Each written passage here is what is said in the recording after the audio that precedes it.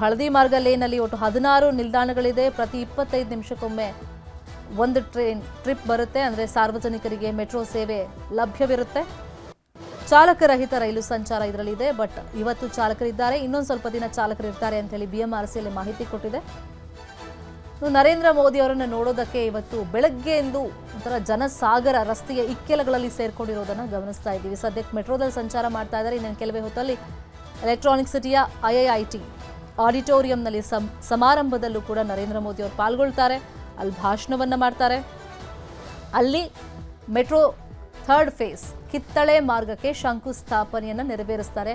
ಅಲ್ಲಿ ಅವಕಾಶ ಸಿಗುತ್ತಾ ನಮಗೆ ಅವ್ರ ಭಾಷಣ ಕೇಳೋದಕ್ಕೆ ಅಂತೇಳಿ ಸಾಕಷ್ಟು ಜನ ಬೆಳಿಗ್ಗೆಯಿಂದ ಕಾಯ್ತಾ ಇದ್ದಾರೆ.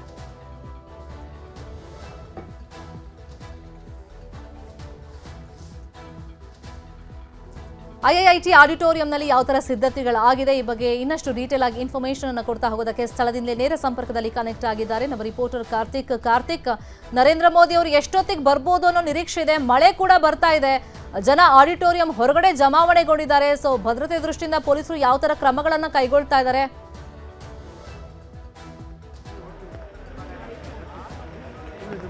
ಶರ್ಮಿತಾ, ಇನ್ನೇನು ಕೆಲವೇ ಕ್ಷಣಗಳಲ್ಲಿ IIT ಆಡಿಟೋರಿಯಂಗೆ ನರೇಂದ್ರ ಮೋದಿ ಅವರು ಆಗಮಿಸಲಿದ್ದಾರೆ.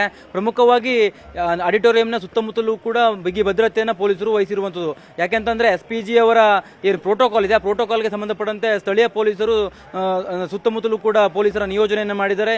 ಇಲ್ಲೂ ಕೂಡ ಅನುಮಾನಾಸ್ಪದ ವ್ಯಕ್ತಿಗಳಾಗಿರ್ಬೋದು ಅಥವಾ ಸಾರ್ವಜನಿಕರಿಗೆ ಅವಕಾಶವನ್ನು ಕಲ್ಪಿಸ್ತಾ ಇಲ್ಲ.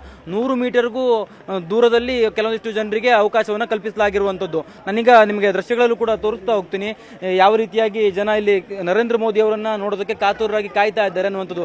ಇದು IIT ಆಡಿಟೋರಿಯಂ ಏನಿದೆ, ಆಡಿಟೋರಿಯಂನಿಂದ ಒಂದು ಸರಿಸುಮಾರು 100 ರಿಂದ 150 ಮೀಟರ್ ದೂರ ಇರತಕ್ಕಂಥ ದೃಶ್ಯಗಳು. ಈ ಒಂದು ದೃಶ್ಯದಲ್ಲಿ ನೀವೇನು ನೋಡ್ತಾ ಇದ್ದೀರಾ, ಇವೆಲ್ಲರೂ ಕೂಡ ನರೇಂದ್ರ ಮೋದಿ ಅವರನ್ನ ಕಣ್ತುಂಬಿಕೊಳ್ಬೇಕು ಅನ್ನುವಂಥ ನಿಟ್ಟಿನಲ್ಲಿ ಬಂದಿರತಕ್ಕಂಥವರು. ಸಂಪೂರ್ಣವಾಗಿ IIT ಆಡಿಟೋರಿಯಂನ ಸುತ್ತಮುತ್ತಲೂ ಕೂಡ ಬಿಗಿ ಭದ್ರತೆಯನ್ನು ವಹಿಸಲಾಗಿದೆ. ಜೊತೆಗೆ ಕೇವಲ ಪಾಸ್ ಇದ್ದಂಥವರಿಗೆ ಮಾತ್ರ ಇಲ್ಲಿ ಅವಕಾಶವನ್ನು ಕೂಡ ಕಲ್ಪಿಸಿರುವಂಥದ್ದು. ಸರಿಸುಮಾರು 500 ಜನರಿಗೆ ಇಲ್ಲಿ ಅವಕಾಶವನ್ನು ಕಲ್ಪಿಸಲಾಗಿದೆ. ಆಡಿಟೋರಿಯಂನಲ್ಲಿ ಏನು ಮೊಬೈಲ್ ಇರ್ಬೋದು ಅಥವಾ ಎಲೆಕ್ಟ್ರಾನಿಕ್ ಗ್ಯಾಜೆಟ್ಸ್ಗಳಿಗೆ ಅವಕಾಶವನ್ನು ಕೂಡ ಕೊಡ್ತಾ ಇಲ್ಲ. ಪಾಸ್ ಇದ್ರೂ ಕೂಡ ಅವರು ಅದೆಲ್ಲವನ್ನು ಕೂಡ ಹೊರಗಿಟ್ಟೇ ತೆರಳಬೇಕಾಗಿದೆ. ಇನ್ನೇನು ಕೆಲವೇ ಕ್ಷಣಗಳಲ್ಲಿ ಅಂದರೆ ನರೇಂದ್ರ ಮೋದಿ ಅವರು ಆಗಮಿಸ್ತಾರೆ. ನರೇಂದ್ರ ಮೋದಿ ಅವರ ಕಾರ್ಯಕ್ರಮವು ಕೂಡ ಆರಂಭ ಆಗುತ್ತೆ. 13 ಜನ ಗಣ್ಯರಿಗೂ ಕೂಡ ನರೇಂದ್ರ ಮೋದಿ ಅವರ ಕಾರ್ಯಕ್ರಮದಲ್ಲಿ ಪಾಲ್ಗೊಳ್ಳೋದಕ್ಕೆ ಅವಕಾಶವನ್ನು ಕೂಡ ಈಗಾಗಲೇ ಕಲ್ಪಿಸಲಾಗಿರುವಂಥದ್ದು. ಪ್ರೋಟೋಕಾಲ್ಗೆ ಅನುಗುಣವಾಗಿ ಸ್ಥಳೀಯ ಪೊಲೀಸರು ಈಗಾಗಲೇ ಆಡಿಟೋರಿಯಂನ ಸುತ್ತಮುತ್ತಲೂ ಕೂಡ ಪೊಲೀಸರ ನಿಯೋಜನೆಯನ್ನು ಮಾಡಿದ್ದಾರೆ. ಜೊತೆಗೆ ಈಗಾಗಲೇ ಸಾರ್ವಜನಿಕರ ಸಂಚಾರಕ್ಕೂ ಕೂಡ ನಿರ್ಬಂಧನೆಯನ್ನು ವಿಧಿಸಿರುವಂಥದ್ದು.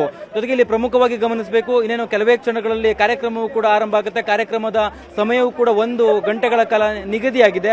ಹಾಗಾಗಿ ಅಂದರೆ ನರೇಂದ್ರ ಮೋದಿ ಅವರು ಆಗಮಿಸುವ ಪೂರ್ವದಲ್ಲಿಯೇ ಆ ಒಂದು ಆಡಿಟೋರಿಯಂನ ಮುಂಭಾಗದ ರಸ್ತೆಗಳೆಲ್ಲವನ್ನು ಕೂಡ ಬಂದ್ ಮಾಡಿ ಸಂಪೂರ್ಣವಾಗಿ ಭದ್ರತೆಯನ್ನು ವಹಿಸಿರುವಂಥದ್ದು. ಶರ್ಮಿತಾ ಶೆಟ್ಟಿ, ಈಗ ಎಷ್ಟು ಸಾಮರ್ಥ್ಯ ಇದೆ ಆಡಿಟೋರಿಯಂನಲ್ಲಿ, ಎಷ್ಟು ಜನರಿಗೆ ಅವಕಾಶ ಕೊಟ್ಟಿದ್ದಾರೆ, ಮತ್ತೆ ವೇದಿಕೆ ಮೇಲೆ ಯಾರ್ಯಾರಿಗೆ ಅವಕಾಶ ಕೊಟ್ಟಿದ್ದಾರೆ ಕಾರ್ತಿಕ್ ಅಲ್ಲಿ?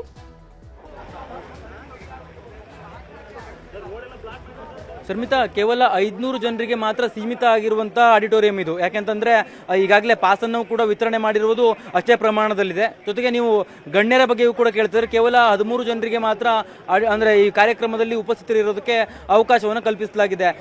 ಏನು ನರೇಂದ್ರ ಮೋದಿ ಅವರು ಕಾರ್ಯಕ್ರಮ ಇದೆ, ಆ ಕಾರ್ಯಕ್ರಮದಲ್ಲಿ ಕೇಂದ್ರ ಸಚಿವರಾಗಿರುವಂಥ ಕುಮಾರಸ್ವಾಮಿ ಇರ್ಬೋದು, ಅಶ್ವಿನಿ ವೈಷ್ಣವ್ ಸೇರಿದಂತೆ ಹಲವು ಮಂತ್ರಿಗಳಿರ್ತಾರೆ. ಜೊತೆಗೆ ಶೋಭಾ ಕರಂದ್ಲಾಜೆ, ಸಂಸದರಾಗಿರುವಂಥ ತೇಜಸ್ವಿ ಸೂರ್ಯ, ಮಂಜುನಾಥ್, ವಿಪಕ್ಷ ನಾಯಕ R ಅಶೋಕ್ಗೂ ಕೂಡ ಅವಕಾಶವನ್ನು ಕಲ್ಪಿಸಲಾಗಿದೆ. CM DCM ಸಹ ಒಂದು ಕಾರ್ಯಕ್ರಮದಲ್ಲಿ ಉಪಸ್ಥಿತರಿರ್ತಾರೆ. ಪ್ರಮುಖವಾಗಿ 3 ಜನ ಮಾತ್ರ ಭಾಷಣವನ್ನು ಮಾಡ್ತಾರೆ. ಅಂದರೆ ಪ್ರಧಾನಿ ಮಂತ್ರಿಗಳನ್ನು ಹೊರತುಪಡಿಸಿ 3 ಜನ ಭಾಷಣವನ್ನು ಮಾಡುವಂಥದ್ದು. CM ಸಿದ್ದರಾಮಯ್ಯನವರು, ಅಶ್ವಿನಿ ವೈಷ್ಣವ್ ಕೂಡ ಭಾಷಣವನ್ನು ಮಾಡ್ತಾರೆ. ಸಿದ್ದರಾಮಯ್ಯನವರ ಭಾಷಣದ ಬಳಿಕ ನರೇಂದ್ರ ಮೋದಿ ಅವರು ಹಳದಿ ಮಾರ್ಗವನ್ನು ಉದ್ಘಾಟನೆ ಮಾಡ್ತಾರೆ. ಅದಾದ ಬಳಿಕ ಮೆಟ್ರೋ ಫೇಸ್ 3ಗೆ ಶಂಕುಸ್ಥಾಪನೆಯನ್ನು ಕೂಡ ಮಾಡ್ತಾರೆ. ಶಂಕುಸ್ಥಾಪನೆ ಮಾಡಿದ ನಂತರದಲ್ಲಿ ನರೇಂದ್ರ ಮೋದಿ ಅವರು ಸುಮಾರು ಅರ್ಧ ಗಂಟೆಗಳ ಕಾಲ ಭಾಷಣವನ್ನು ಕೂಡ ಮಾಡ್ತಾರೆ. ಶರ್ಮಿತಾ ಶೆಟ್ಟಿ, ಜೊತೆಗೆ ಇಲ್ಲಿ ನಿಮಗೆ IIT ಆಡಿಟೋರಿಯಂನಿಂದ ಏನು ನರೇಂದ್ರ ಮೋದಿ ಅವರು ಭಾಷಣವನ್ನು ಮುಗಿಸಿ ಹೊರಡುವ ಏನು ಮಾರ್ಗ ಇದೆಯಲ್ಲ, ಆ ಮಾರ್ಗದುದ್ದಕ್ಕೂ ಕೂಡ ಜನರು ಸಾಕಷ್ಟು ಸಂಖ್ಯೆಯಲ್ಲಿ ಸೇರಿರುವಂಥದ್ದು. ಅವರ ದೃಶ್ಯಗಳಲ್ಲೂ ಕೂಡ ತೋರಿಸ್ತಾ ಹೋಗ್ತೀನಿ. ಇದೇ ಒಂದು ಮಾರ್ಗವಾಗಿ ನರೇಂದ್ರ ಮೋದಿ ಅವರು ತೆರಳುತ್ತಾರೆ.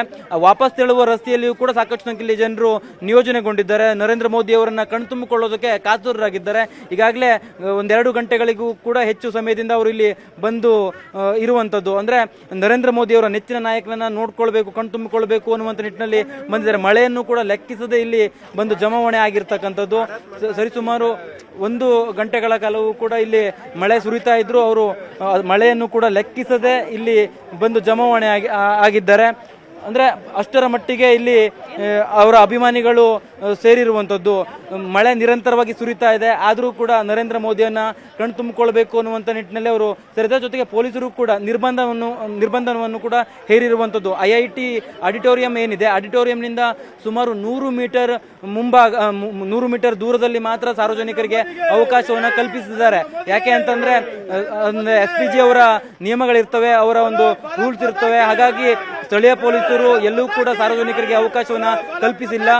ಆಡಿಟೋರಿಯಂನ ಎಡಬಲ 2 ಭಾಗದಲ್ಲಿಯೂ ಕೂಡ ರಸ್ತೆಯನ್ನ ನಿರ್ಬಂಧನೆ ಮಾಡಿದ್ದಾರೆ. 100 ಮೀಟರ್ ದೂರದಲ್ಲಿ ಮಾತ್ರ ಸಾರ್ವಜನಿಕರಿಗೆ ಅವಕಾಶ ಕಲ್ಪಿಸಿರುವಂಥದ್ದು. ಇಲ್ಲಿರುವಂತಹ ಜನರ ಮಾತಾಡ್ತೀನಿ.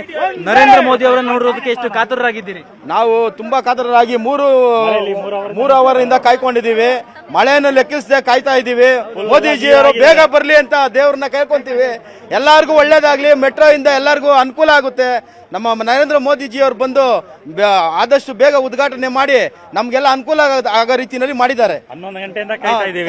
11 ಗಂಟೆ ಬಂದು ಇಲ್ಲಿ ಕಾಯ್ತಾ ಇದ್ದೀವಿ. ಫುಲ್ ಜನ ಮಳೆಯಲ್ಲಿ ಕ್ರೌಡ್ ಆಗಿದೆ. ಮಳೆ ಆದ್ರೂ ಜನ ದಕ್ಕಿಸ್ತಾ ಇಲ್ಲ. ಮೋದಿ ಸಾರ್ ಕಾಯ್ತಾ ಇದ್ದಾರೆ. ಆಡಿಟೋರಿಯಂ ಬಂದು ರೋಡ್ ಶೋ ನಡೆಯುತ್ತೆ.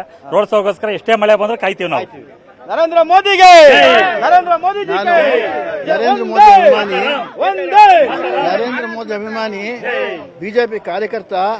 ನಾನು ಎಷ್ಟೋ ವರ್ಷಗಳಿಂದ ನಮ್ಮ ಬಿಜೆಪಿ ಇದು ಬರಬೇಕು ಅಂತ ಬಹಳ ಪ್ರಯತ್ನ ಪಡ್ತಾ ಇದ್ದೆ. ಮಲ್ಲೇಶ್ವರಮಲ್ಲಿ ಆವಾಗ ನಾನು ಬೂತ್ ಏಜೆಂಟು ಆಗಿದ್ದೆ. ಇಷ್ಟೆಲ್ಲ ಮಾಡಿ ಆಮೇಲೆ ನಾನು ಎಲೆಕ್ಷನ್ ಆಫೀಸರ್ ಆಗಿ ಎಲ್ಲ ಕೆಲಸ ಮಾಡಿದ್ದೇನೆ. ನಮ್ಮ ಮೋದಿ ಅವ್ರು ಮಾಡ್ತಾ ಇರೋದು ದೇಶಕ್ಕೆ ಮಹಾನ್ ಸೇವೆ. ಆ ಮಹಾರಾಯನಿಂದ ಎಲ್ಲಿಂದ ಬಂದಿದ್ಯಾ? ಮೋದಿ ನೋಡೋದಕ್ಕೆ ಬಂದಿದ್ಯಾ? ಎಲ್ಲಿಂದ ಬಂದಿದ್ಯಾ?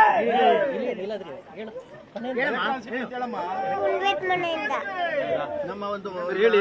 ಮೋದಿ ಅವರದಕ್ಕೆ ಹೌದು ಸರ್, ಬಹಳ ಇನ್ಸ್ಪೈರಿಂಗ್ ಲೀಡರ್ ಅವರು.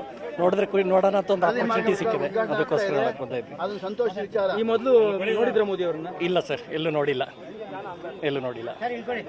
ಶರ್ಮಿತಾ, ಇದು ಇಲ್ಲಿರ್ತಕ್ಕಂಥ ಜನರು ಹೇಳ್ತಾ ಇರುವಂಥದ್ದು. ಕಳೆದ 1-2 ಗಂಟೆಗಳಿಂದಲೂ ಕೂಡ ನಾವು ಕಾಯ್ತಾ ಇದ್ದೀವಿ ಅನ್ನುವಂಥ ಮಾತನ್ನು ಹೇಳ್ತಾರೆ. ಬಹುಶಃ ಮಳೆ ಬಂದರೂ ಕೂಡ ಅವರು ಇದ್ರಲ್ಲಿ ಕದಲದೆ ನರೇಂದ್ರ ಮೋದಿಯನ್ನು ನೋಡೋದಕ್ಕಾಗಿ ಕಾತರದಿಂದ ಕಾಯ್ತಾ ಇರುವಂಥದ್ದು. ಶರ್ಮಿತಾ.